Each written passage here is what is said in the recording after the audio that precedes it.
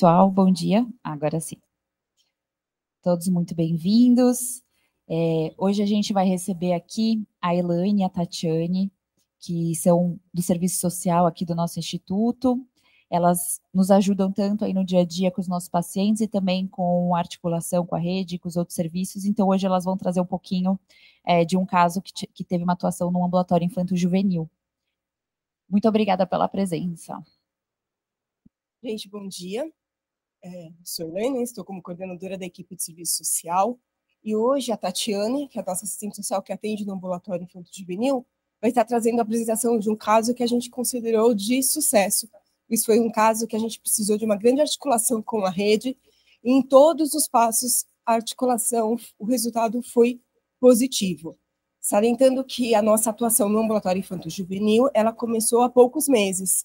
Isso se deu aí frente a uma demanda que os médicos nos trouxeram, que tinha uma questão, algumas questões que precisavam ser vistas e atendidas pelo serviço social efetivamente. Então, a Tatiane vai fazer a apresentação desse caso nesse momento, tá bom?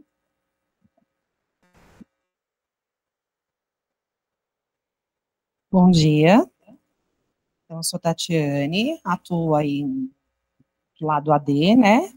Eu estava nas enfermarias e o ano passado o pessoal conversou comigo e eu assumi a referência do ambulatório do IJ, tá bom? Então, a gente vai trazer um caso aqui que nós atendemos ele no ambulatório e houve a necessidade de uma internação, mas aí no decorrer da apresentação eu falo melhor sobre isso. Então, a jovem tem 14 anos, inicia com 13, tem 14 anos atualmente, é feminino, o sexo, reside na Zona Norte de São Paulo, com pai, madrasta, tio, avô e avô paterno. Os pais são divorciados desde que ela tem 7 anos de idade e ela frequenta a 8ª série do ensino fundamental. O caso foi admitido no ambulatório dia 30 de 1 de 2024 e a queixa inicial do caso ela desejava parar de fumar, tá? E aí, conforme foi realizando o atendimento, a equipe foi realizando o atendimento, foram aparecendo as demais demandas. Então, o uso de cigarro e álcool desde os 12 anos, conflitos familiares, genitores com uso importante de substância psicoativa, então a mãe faz uso de álcool, sem tratamento, não adere a tratamento, e o pai faz uso de outras substâncias, tá? Múltiplas substâncias, e faz o tratamento aqui conosco no IPER. Como eu disse anteriormente, eles são divorciados desde 2017 e a guarda da garota ficou com a mãe. Durante o atendimento inicial, a equipe do ambulatório foi compilando algumas informações do caso, né? Então, a jovem está exposta ao uso de substância desde os 12 anos, e essa mãe, que tem a guarda dela, né, a leva a bares e expõe a festas desde muito nova, tá? Em 2023, ela tem uma fuga da casa dela, dessa mãe, né, onde ela morava com essa mãe, e uma tentativa de autoextermínio em dezembro de 2023, né? E aí ela vai para a casa do pai e pede uma ajuda para vir fazer o tratamento aqui no IPER, mediante ela ver a melhora do pai no quadro clínico, né, em relação ao uso de substância. A equipe do ambulatório faz uma avaliação da jovem, que apresenta sensação de insegurança e ansiedade desde a primeira infância, né, a tentativa de autoextermínio com ingesta de medicações em 2023, uso diário de cigarro tradicional associado ao cigarro eletrônico, e uso não diário de álcool, mas em grandes quantidades. As hipóteses diagnósticas de transtorno de ansiedade generalizada, dependência de nicotina, uso abusivo de álcool e histórico de negligência grave.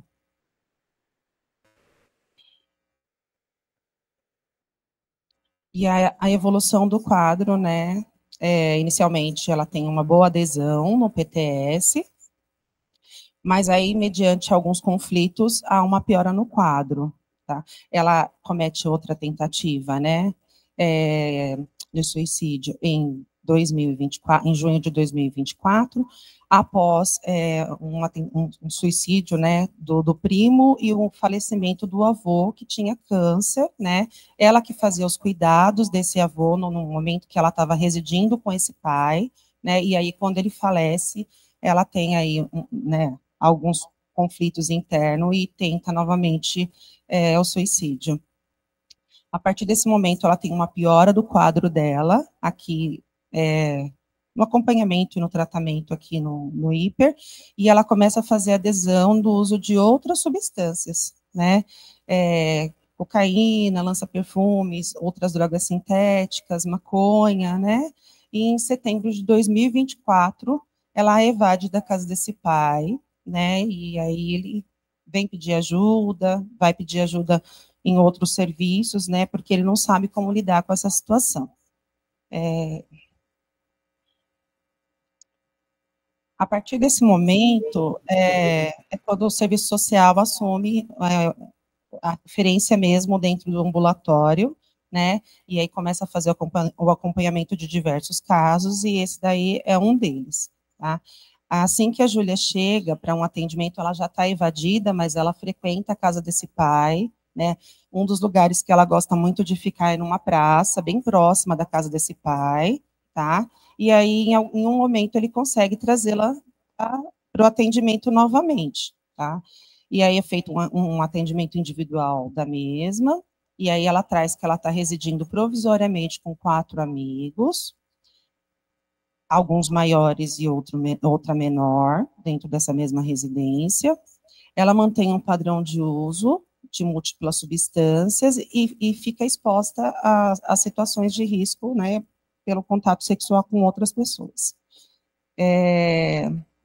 Ela ainda apresenta muitos conflitos, né, em especial com o pai e com a madrasta, porque é quem está mais próximo nesse momento, tá? E relata algumas violências, né, vivenciada aí com essa mãe. Relata algumas brigas com essas pessoas e nesses lugares que ela frequenta, ela evade da escola e depois disso ela evade do tratamento novamente. Após essa evasão do tratamento, a gente faz uma sensibilizamento, desculpa, Cando. Durante esse atendimento da Júlia, a gente faz as articulações, então, as propostas de cuidado da Júlia no decorrer do atendimento. Então, a gente faz uma sensibilização sobre o programa de aprendizagem. Por que a gente faz uma sensibilização sobre o programa de aprendizagem? Porque é um método da gente manter o jovem dentro da escola, né? Já que ela estava evadida e não volta. Então, ela falava que tinha o desejo de voltar a trabalhar, né, de começar a trabalhar formalmente. Então, a gente fala sobre o programa de aprendizagem justamente para amarrar o jovem no retorno à escola. Fez encaminhamento e articulação para métodos contraceptivos, né, então falamos sobre eles e articulamos com a UBS para poder fazer a escolha, né, ela fazer a escolha do método. Fizemos algumas buscas ativas da jovem, né, no momento durante essa evasão, atendimento e orientação da família, né, porque o pai, quando ela evade, ele vem buscar o serviço porque ele não sabe nem o que fazer, né, em alguns momentos ele sabe que ela está nessa praça, mas ela não vem, ela não volta para essa casa, né, então ele vem pedir algum apoio aqui no hiper, né, e a equipe aí de prontidão faz o atendimento, né, e orientamos sobre articulação com o conselho tutelar.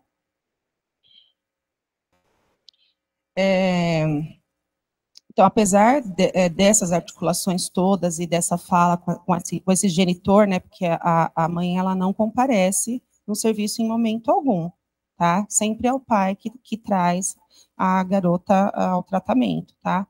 Ela fica 3 meses fora do ambulatório, né, exposta a todas essas situações, né, que é o que ela traz. Ela evade para vários lugares, o pai traz informações de que ela viaja para Ubatuba, ela utiliza o cartão da família, ela não paga essa viagem, ela foge, né, quando chega no local. E aí, quando ela chega em Ubatuba, em dezembro de 2024, a família tem imóveis lá, né, tem parentes. Então, o pai consegue descobrir que ela está lá, né, e alguns dias depois ele vai buscá-la, e aí ela retorna em dezembro, né, para morar com esse pai, tá? E aí, novamente, ela volta para o segmento de atendimento ambulatorial.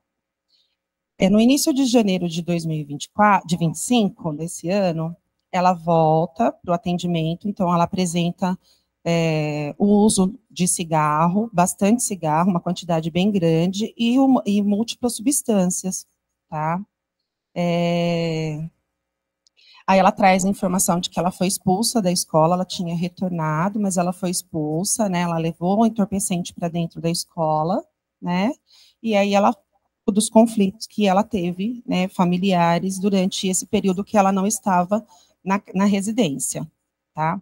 Nesse atendimento foi realizado sensibilizações de retorno à escola, de regularização de documentações, né? A gente tem aí o CIN, que é a Certidão de Identidade Nacional hoje, em vigor desde julho do ano passado, então a gente vai falar sobre documentação com os jovens, né? E aí, novamente, ela fala que deseja trabalhar, então a gente fala novamente sobre o programa de aprendizagem, tentando amarrar o retorno à escola, né? E aí a gente fala das responsabilidades dos genitores, que isso é muito uma questão do jovem, né?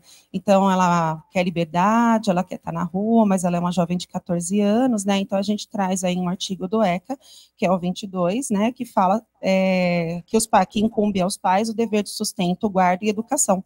Porque os jovens têm resistência em relação às orientações dos pais, a seguir. Então, a gente vai sempre fazer uma sensibilização do cuidado, né? Que essa cobrança do pai é uma responsabilidade que ele precisa manter em relação ao cuidado dos filhos, tá?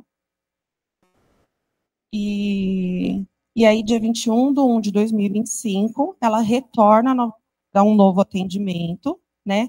E aí ela retorna acompanhada do pai, que é sempre quem acompanha no tratamento, relata uma angústia e uma ideação suicida para a equipe, traz sinais de violência física, né? E aí ela fala que essa agressão ocorre em relação à sua mãe, mas também em relação a um baile funk que ela frequentou dias antes, né? Do atendimento, e ela traz muitos sinais de violência, né? Foi agredida. Ela fala sobre o que a escola pode fazer nesse sentido numa reunião de conselho, definir que ali não é o melhor ambiente, mas aí vira a responsabilidade da Secretaria de Educação. Tem que determinar para onde essa criança não pode ficar sem escola, realmente. Então, só foi realmente mais para parabenizar mesmo, porque eu acho que foi um caso que é muito complexo, muito difícil. Tem toda essa situação da questão da guarda que tem que ser vista também, porque o cuidador principal claramente não é quem estava com a guarda. Então, parabéns para vocês. Acho que foi um serviço muito legal. Obrigada.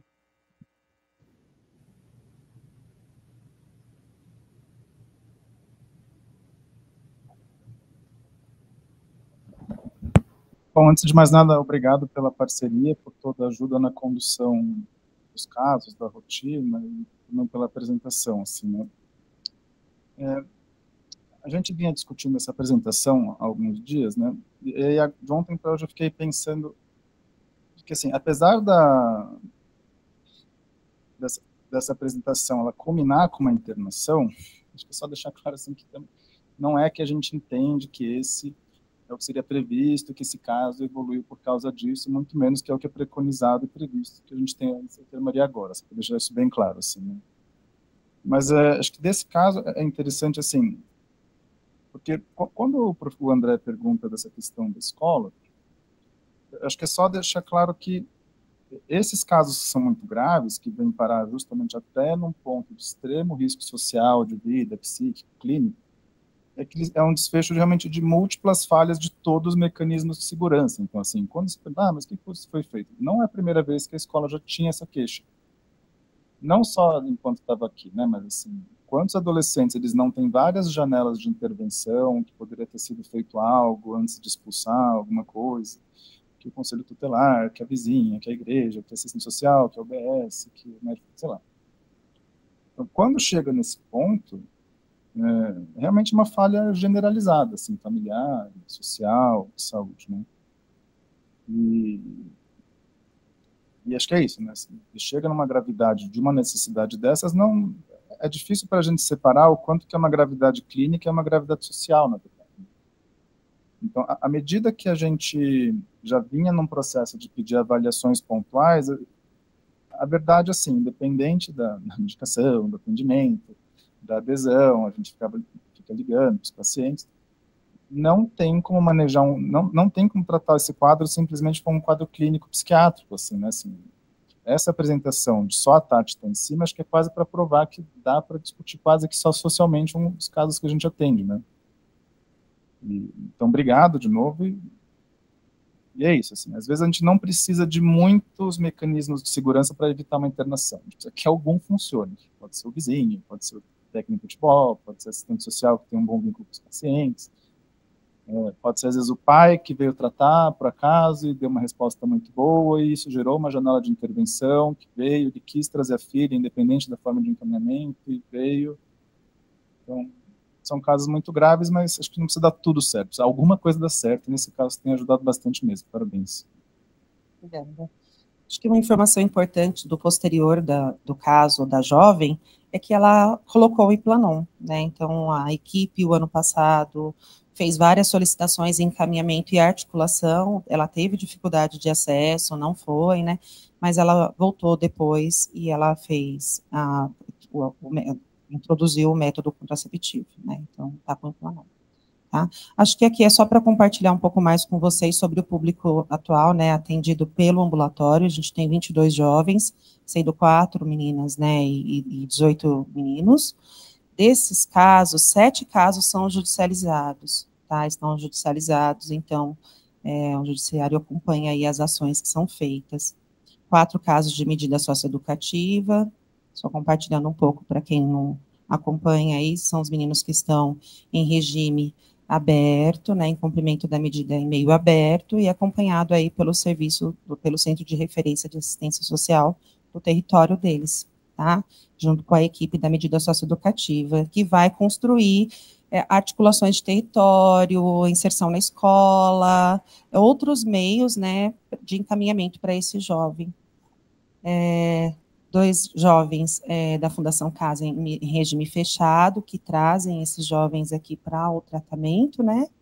8 casos acompanhados pelo CREAS, 4 casos acompanhados de compartilhamento de cuidado com CAPS e J, e 4 casos acompanhados pelos conselhos tutelares. E os territórios de articulação que a gente tem com esses casos é Grande São Paulo em geral, ABC Paulista, Osasco e Itararé. Tá bom? Muito obrigada.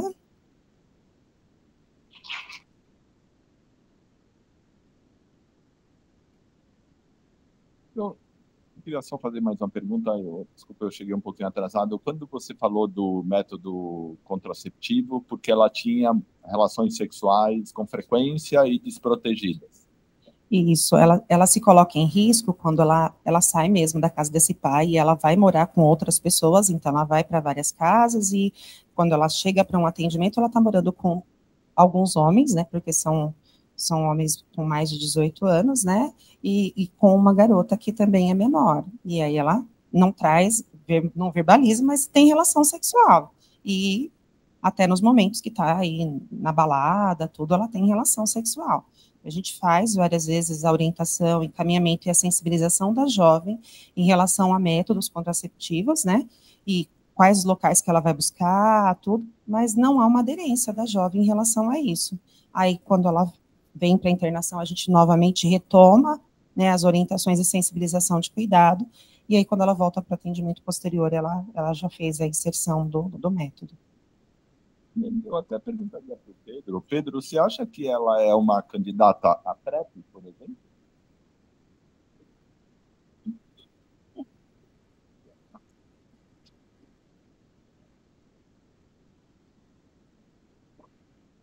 Eu acho que sim. Se eu não me engano, pela lei da cidade de São Paulo, ela não faz parte do grupo de risco. Então, ela não poderia pegar. Ela tem menos de 15 anos também. Hoje, a PrEP, ela é indicada, ela só pode ser feita a partir dos 15 anos de idade. Então, abaixo de 15 anos não tem indicação. Outra coisa importante de salientar é que se essas relações aconteceram antes dela completar 14 anos, configura um estupro de vulnerável. Então, também tem que ser notificado como uma situação de violência sexual para ser investigado pelo Ministério Público, identificar quem está, principalmente nesse contexto de vulnerabilidade, onde ela não está na casa dela. Então, é uma situação bem complicada quando a gente identifica esse problema. Mas a questão do Implanon, acho que ela tinha todas as indicações, e a partir de fevereiro agora desse ano, virou lei na cidade de São Paulo. Antes não era disponível em todo o BS, né? Era só em alguns centros de referência de cuidado de saúde sexual, principalmente. Mas agora é lei na cidade de São Paulo, está disponível para todo adolescente, em todas as UBS, tem que ter o Implanon, desde que tenha uma indicação médica. Então agora isso também é uma coisa para a gente já estar ciente também, quando a gente achar que os nossos pacientes têm indicação, a gente pode encaminhar para a UBS, que na UBS ela vai, agora pela cidade de São Paulo, eles vão aplicar nas adolescentes também. Mas então, em relação à PrEP, é mais uma questão da idade. Mas mesmo para grupo de risco, ela não entraria como grupo de risco para uso de PrEP.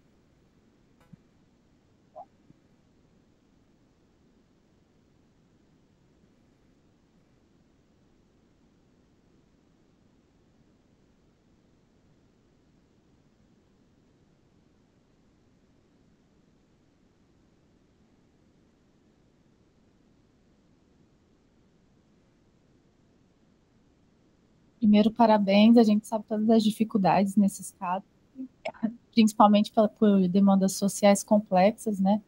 É mais, assim, parabenizar e fazer uma provocação em relação a esse tema que o doutor André trouxe, que tem uma fala que o Nicolas traz, né? Que, assim, a gente no ambulatório adulto, muitos dos pacientes que chegam a gente são sobreviventes, né? Então, assim, que já são aqueles que, né, não tiveram desfechos desfavoráveis, né? E a gente vê pelo volume, enfim, a complexidade dos casos, né? E eu acho que a gente tem uma equipe super potente, uma coisa, inclusive, que o Gabriel, que é nosso psicopedagogo, tem uma visão muito, assim, tipo, holística, assim, do paciente, até também pelo olhar da educação, da importância da educação, do quanto, às vezes, assim, os nossos recursos pecam, né, na orientação do que é básico para a gente, principalmente de educação sexual, não é básico para os nossos pacientes, né? Aí, só provocando aqui, pensando, o quão efetivo talvez seria a gente abrir mais para essas educações continuadas para as famílias, né? Que às vezes, assim, até o termo vou utilizar o termo ignorância de não saber, né? De não ter informações, estava até aqui comentando até da vacina do HPV também, que ela talvez seria, né, candidata, já tem mais de 9 anos, tal, que tanto a família, às vezes, não vai conseguir abraçar todos os recursos, né? Mas às vezes alguns a gente vai fazendo algumas reduções de danos para esses pacientes e construindo vínculos, né? Já que a gente não consegue acessá-los, né? Às vezes a gente consegue lateralizar o cuidado de alguma forma, né? Então, só para a gente pensar, enfim, algumas outras estratégias, assim, para alcançá-los.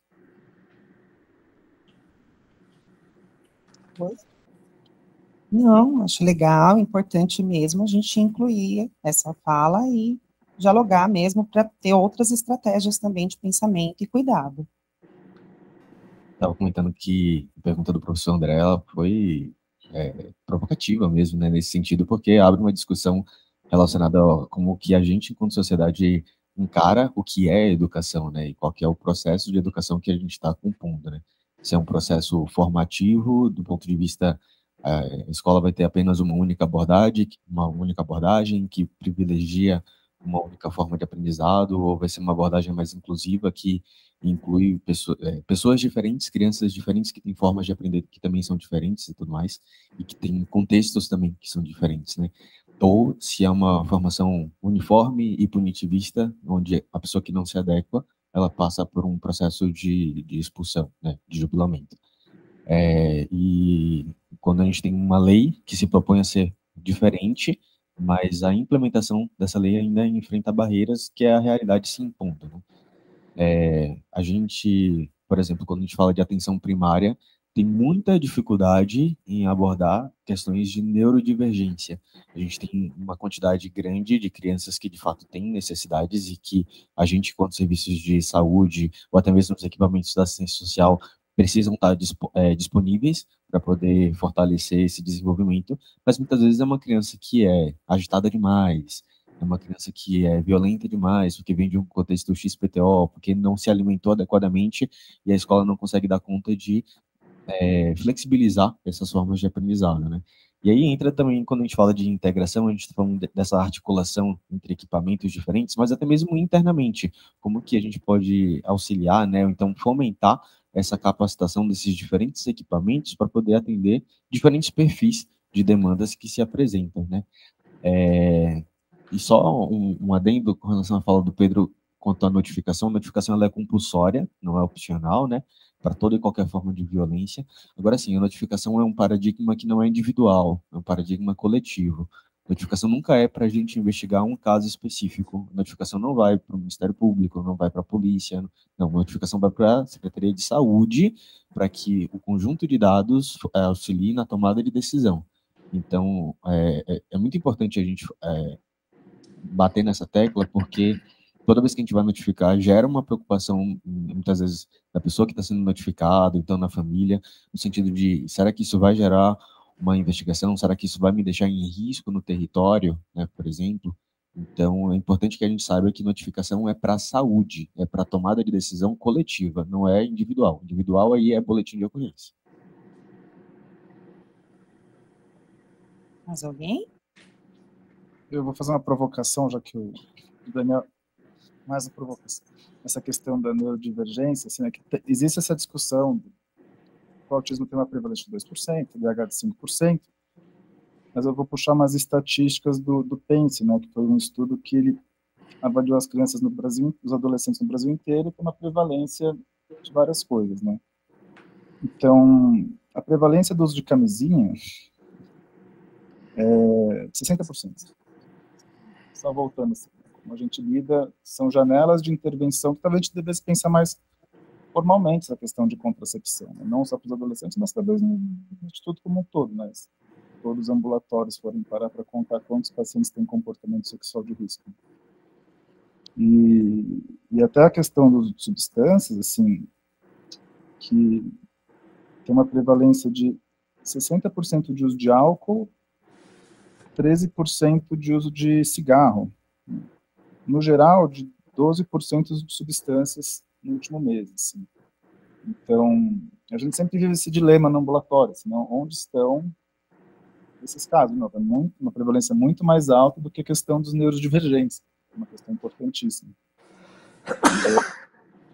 É isso, né? Quantas janelas de intervenção e de acompanhamento tem e por que eles não chegam aqui? É uma grande provocação da provocação da provocação, né? Assim, quem que está atendendo eles, né?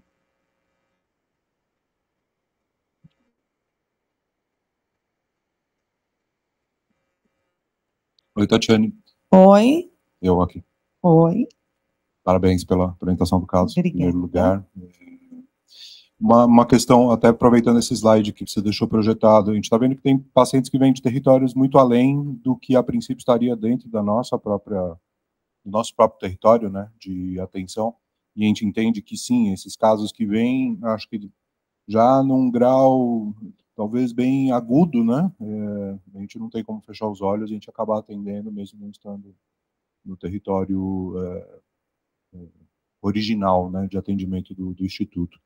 Mas eu queria que você, como você está muito próximo desses adolescentes, eu queria que você trouxesse um pouco como você vê a perspectiva de acesso desses jovens, porque sim, tem jovens que estão cumprindo medida judicial, outros que vêm acompanhados ou não pelo agente socioeducativo, e acredito que tenham outros que vêm sem acompanhamento nenhum, né? Queria que você pudesse falar um pouco mais sobre a questão do acesso ao Instituto. Tá. Esse jovem, por exemplo, de Tararé, o familiar traz, é bem longe mesmo, ele vem mensalmente, E tem articulação de território, a gente fez uma reunião, né, um diálogo com o CAPS do território para o cuidado compartilhado, né, então ele mantém um acompanhamento aqui, mas agora também tem um acompanhamento lá no território, e aí a gente vai dividindo e trocando para alinhar, assim, os cuidados mesmo, né.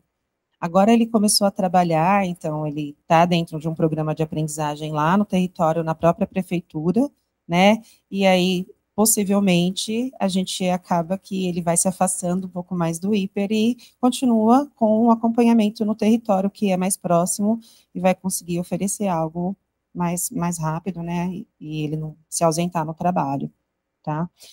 Os demais territórios, assim, mais fora né, fora do nosso, da nossa área, também tem articulação, né, então a gente tem um bom diálogo com a rede, né, nem sempre o jovem adere aos encaminhamentos, então a dificuldade que a gente tem aí em geral, seja ele jovem ou adulto, é normal isso.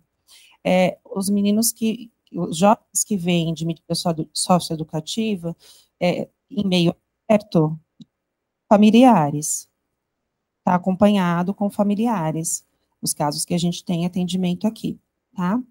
E os meninos que vêm da fundação vêm acompanhado, né, de um agente, né, infelizmente eles vêm algemados e só libera a hora que entra no atendimento, no consultório, tá? A equipe está para dar todo o apoio, a gente faz as orientações, a gente tem jovem aí que já está saindo para o regime aberto, então a gente faz articulação junto com o serviço para pensar no caminhamento posterior de cuidado, de se tem apoio familiar, ou se precisa ir para outro serviço, a gente troca e também faz junto o acompanhamento, tá?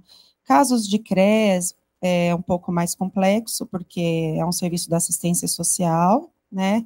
Ele faz um atendimento também, como nós, né, assim, de cuidado, mas ele vai articular muito mais toda essa família, né, e a gente não consegue fazer toda essa articulação dentro do ambulatório. Então, a gente troca muito também com esse serviço, né, e o CAPS e J é o cuidado mesmo de casos muito mais agudos que a gente tem lá no ambulatório, né, e aí precisa de um acompanhamento muito mais próximo, né, faz um uso muito mais abusivo de substância, e aí a gente vai amarrando o cuidado conjuntamente, tá? Perfeito, obrigado. Não sei se tem alguma questão online.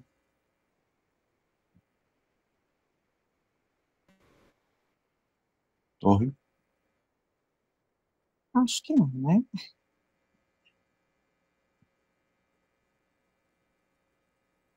Acho que é isso, muito obrigada. Então vamos lá. Eu vou também. Toda vez que a gente vai falar na faculdade de medicina, a gente chora que não se ensina álcool e drogas na faculdade de medicina. Aí uma curiosidade, por exemplo, você faz faculdade, né, de serviço social. O quanto se discute o tema álcool e drogas na graduação? Olha, quando eu acabei a graduação, eu fui fazer especialização em serviço social, para a gente poder entender mais especificamente a garantia de direito e o cuidado, né? Porque acho que, como todo mundo, a gente sai meio inseguro em relação ao atendimento e ao cuidado, né? Então a gente sempre vai em busca. Não existe uma discussão tão grande das temáticas, né? Então, eles falam sobre as vertentes e os locais, as possibilidades de atuação do profissional e faz alguns trabalhos, alguma coisa em relação a isso, mas não se discute muito sobre a temática. Eu fui buscar essas informações posteriormente. Tá? Sim, sim, muito mais. Posterior, é bem pincelado, assim, em geral, todas as áreas, tá?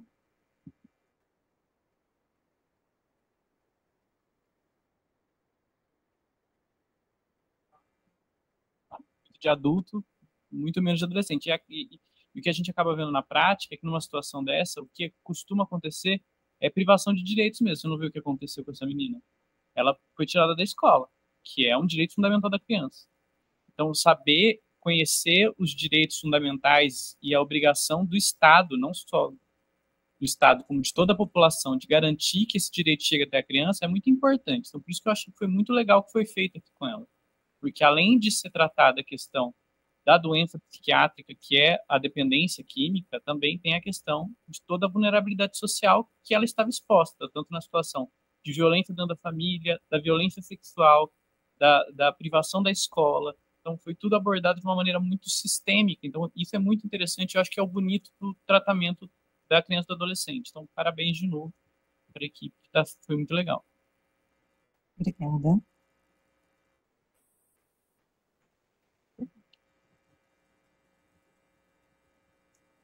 Tatiane, parabéns pelo seu trabalho. E só complementando também a pergunta do Dr. André, referente à expulsão da jovem da escola, como você falou, não tem uma lei específica prevendo esses casos de expulsão, de falta grave e tudo mais.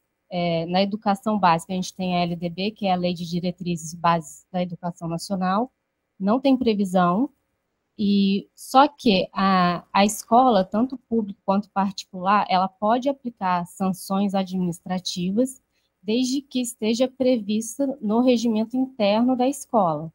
Então, assim, você flagrar um adolescente usando ou portando drogas é uma falta grave, assim como agredir professor, inclusive tem a transferência compulsória, a escola pode fazer isso. Só que a expulsão é o último caso, seria a penalidade mais grave. Juridicamente, a expulsão ela é passível de questionamento, porque fere o princípio da continuidade do ensino.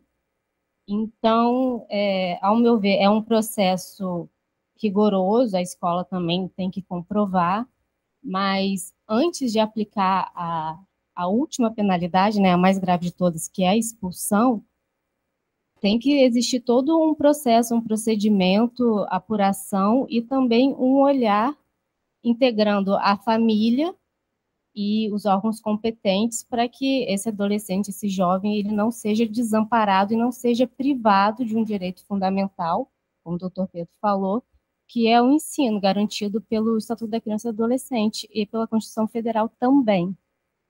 Então, não sei como foi esse procedimento, mas, pelo visto, ela foi transferida, ela foi expulsa, no caso. Ela foi expulsa e a família orientada a buscar fazer a solicitação de vaga em uma outra escola. Isso anterior, assim, o pai buscou o conselho tutelar em vários momentos, mas ele não soube levar exatamente a demanda, né? E o conselho também, acho que, assim, isso é uma coisa bem complexa de dizer, né? A gente tem aí profissionais de ensino médio, sem muito conhecimento, sem muitas exigências, né? Que permanece dentro daquele espaço por 4 anos, depois sai, vem outros, e aí não conhece muito exatamente, né, em relação a isso, então não conseguiu oferecer muito, assim, um atendimento para toda essa família, né, por conta da complexidade do caso. E ele não soube nem detalhar as informações no conselho, né, então a escola deu uma carta, a escola dá uma carta para buscar a vaga em outro lugar, e aí, quando você abre essa carta, tem detalhado por que o jovem saiu, porque, assim, existem vários problemas, né, nessa situação, né, a gente orienta a família a fazer a solicitação de vaga, porque pela idade ela tem direito e a escola não pode negar a vaga, então, foi isso que foi feito nesse primeiro momento, é óbvio, depois o pai pode ir buscar em outras instâncias, outras orientações referente ao caso, né, então, isso foi feito. Tá bom, obrigada. Nada. Obrigada.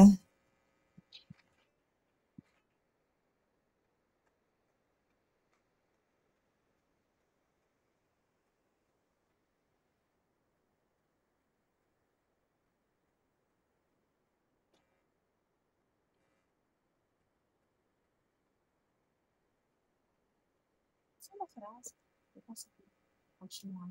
Aí talvez para o próximo, né?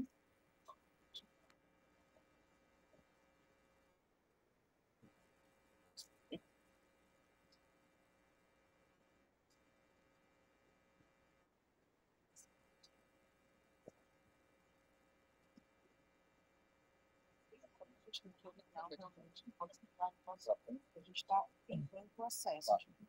Mas uma coisa é paciente com convidado externo, ou coisa assim, uma taxa que pode ser sobre alguns. Sim.